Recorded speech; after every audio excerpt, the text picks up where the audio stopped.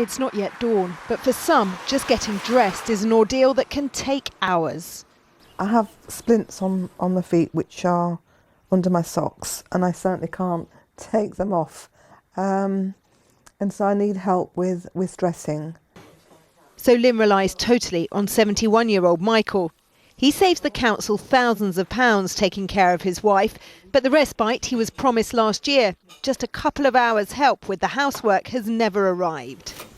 I've done it for so long that I just you just have to find the energy and the will to say, we'll get through it.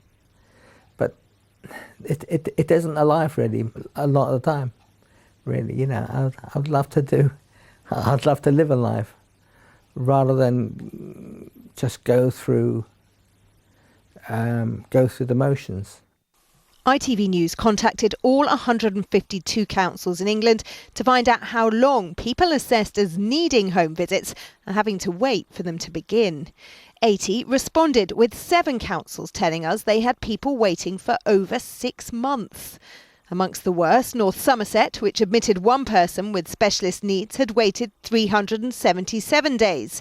In West Hertfordshire, the longest wait was 259 days. And in Kirklees, Michael and Lynn's council, the maximum reported delay was 181 days. We've all had to take decisions that we thought we'd never have to take.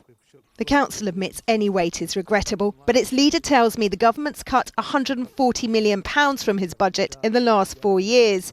He says soon he won't be able to pay for things like street lighting or rubbish collections, just social care. At the moment, in this year's budget, we're spending £800,000 a week out of reserves to pay for social care. How long will those reserves last at that rate? At that rate, they won't last until after next September. And then what do you do? No one can tell us what we can do. The only thing we can do is just stop doing everything else. You've got your cup of tea and your glass of water. And remember, there are waits of over 6 months, even in affluent areas like Hertfordshire. Carers there are struggling to meet demand. Before we could have about 5 or 6 calls in the morning and things, and now that number can go up to about 10 calls in the morning. Whether it's carers trying to get to everyone in Hertfordshire, Oh, you're doing a good job. or relatives picking up the pieces in Yorkshire, the government admits long waits for care are unacceptable. But until that changes, people like Michael will be left to shoulder the burden.